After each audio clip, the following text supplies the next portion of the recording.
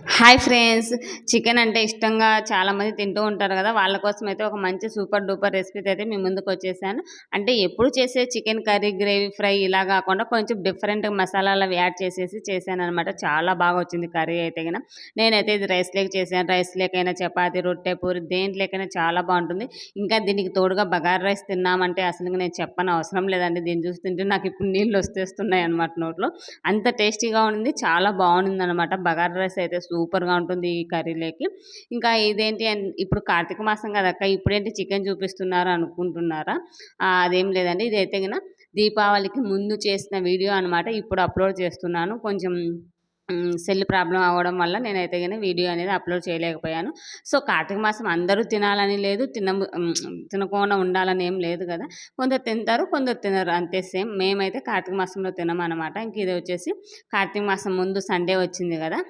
దీపావళికి ముందు దీపావళి మండే అయితే సండే ఉండింది గదా! సండే రోజైతే ఇంగ చికెన్ తీసుకొనొచ్చారనమాట. అది గూడా నైట్ తెచ్చారు.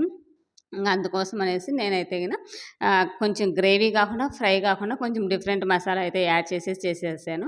ఇంక ఇందుకోసం అయితే చికెను, ఇందులోకి ఉప్పు, కారం, పసుపు ఇవన్నీ యాడ్ చేసేసి కలిపేసుకొని పక్కన పెట్టుకోవాలి. ఏ కర్రీ చేసినా గూడా ఇలా కొంచెం కలిపి పెట్టామంటే ముక్కలకి కారం, ఉప్పు పడుతుంది కాబట్టి తినేటప్పుడు సప్పగా లేకుండా కొంచెం కారం కారంగా, ఉప్పు ఉప్పుగా తగులుతూ ఉంటే చాలా బావుంటుంది. ఇంగ ఇందుకోసం అయితే ఒక కడాయి తీసుకొని ఇందులోకి ధనియాలు, ఇలాచి, చెక్క, లవంగాలు, స్టోన్ ఫ్లవరు ఇవన్నీ ఇంకా ఉండే మీ దగ్గర మరాఠీ మొగ్గ ఇవన్నీ యాడ్ చేసుకోవచ్చు. మనం పిల్లలు కూడా ఉన్నారు కాబట్టి పిల్లల్ని దృష్టిలో పెట్టుకొని నేను మసాలా దినుసులు అనేది కొంచెం తక్కువ యాడ్ చేసి ఫ్రై చేసుకున్నాను. ఇంకా పెద్దవాళ్ళు తినేటట్టు అయితే గన కొంచెం మసాలా దినుసులు యాడ్ చేసుకొని ఫ్రై చేసేసుకోండి. ఇంకా డిఫరెంట్ అంటే ఏంటి అంటే ఇప్పుడు మనం కొంచెం ఆయిల్ తీసుకొని ఇందులోకి టమాటా అండ్ జీడిపప్పు వేసేసి కొంచెం ఫ్రై అయిన తర్వాత పక్కకు తీసుకోవాలి. ఈ జీడిపప్పు ఏంటి అంటే స్వీట్‌నెస్ వస్తుందనమాట కర్రీకి.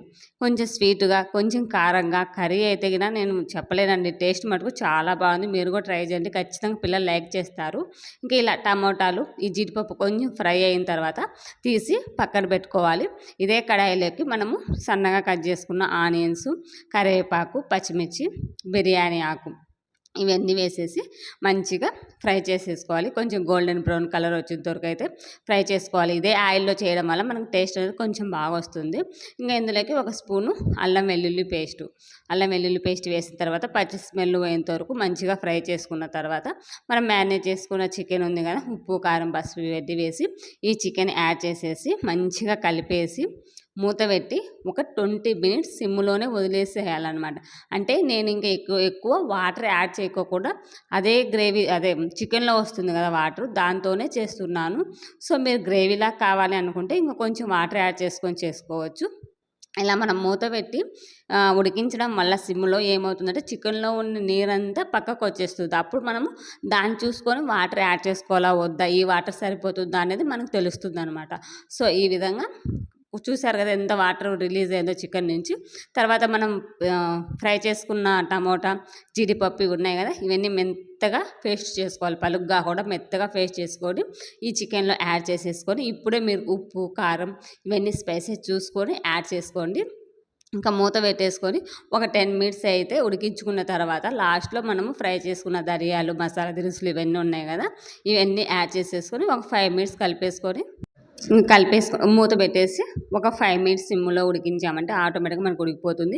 ఇంకా మీరు గ్రేవీగా కావాలి అంటే గన వాటర్ యాడ్ చేసుకోండి. లేదు అవసరం లేదు అనుకుంటే ఈ చికెన్‌లో వచ్చిన వాటరే మనకు సరిపోతుంది. ఈ పేస్ట్ చేసాం కదా! ఆ వాటర్‌తోనే సరిపోతుంది ఫ్రెండ్స్. నేనైతే గన ఎటువంటి వాటర్ గానీ ఏమీ యాడ్ చేయలేదు.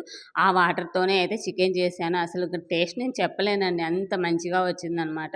ఇంక చూసారు కదా! ఇది చేస్తూ ఉండంగానే మా పాప నాకు వేసి మమ్మీ అని అడుగుతుంది. అంటే ఆ స్మెల్ కూడా అంత అదిరిపోతుందనమాట. ఇంకా మూత పెట్టేసి ఒక 5 మినిట్స్ ఇలా ఉడికిన తర్వాత చికెన్ నుంచి ఆయిల్ మనకు సెపరేట్ అయిపోతుంది. సో, అప్పుడు మనకి ఆటోమేటిక్‌గా ఉడికిపోతుంది. ఇంకా ఇందుకోసం అయితే లాస్ట్‌లో కొత్తిమీర, మేతి చూరు యాడ్ చేసేసి కలిపేసుకొని సర్వ్ చేసుకోవడమే ఫ్రెండ్స్. ఎంతో టేస్టీగా ఉండే చికెన్ కర్రీ అయితే రెడీ అయిపోయింది. అసలు ఇందులోకి బగారా రైస్ ఉంటే ఇంక నేను చెప్పలేనండి నా మాటల్లో అయితే గిన అంత మంచిగా వచ్చిందనమాట కర్రీ అయితే. ఇంక నేను దానికి కాంబినేషన్ ఆ రోజు వేడి వేడిగా అన్నం చేశాను. ఇంకేమి చేయలేదు. అన్నం అయితే పిల్లలు కడుపు నిండా తింటారు కదా అనే ఉద్దేశంతో అన్నం చేశాను. ఇంకా అన్నము, ఈ కర్రీ మరీ ఎక్కువ గ్రేవీ చేసినా వేస్ట్ అయిపోతుంది కదా అనేసి కొంచెం దగ్గరగా చేశాననమాట. ఎందుకంటే ఉండేది మేమిద్దరం, బాబు ఇంక కొంచెమే తింటాడు కదా! సో, అందుకనేసి కొంచెం దగ్గరగా చేశాను. కర్రీ అయితే వేడి వేడి అన్నంలో ఈ కర్రీ వేసుకొని తింటుంటే ఇంకా స్వర్గంలో ఉన్నట్టు అనిపించిందనమాట. అంత మంచిగా వచ్చింది.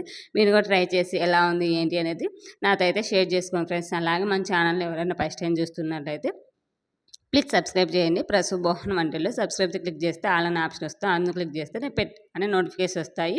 సో, మరిన్ని రెసిపీస్తో అయితే మీ ముందుకు వచ్చాను. ఇంకా ఇలాంటి వీడియోస్ రెసిపీస్ ఇంకా చేస్తూనే ఉంటాను డిఫరెంట్గా. చూశారు కదా, ముక్క మంచిగా ఉడికిపోయింది. చాలా బాగుంది ఫ్రెండ్స్. మరో వీడియోతో మళ్ళీ కలుసుకుందాం. అంతవరకు బై బై, టేక్ కేర్.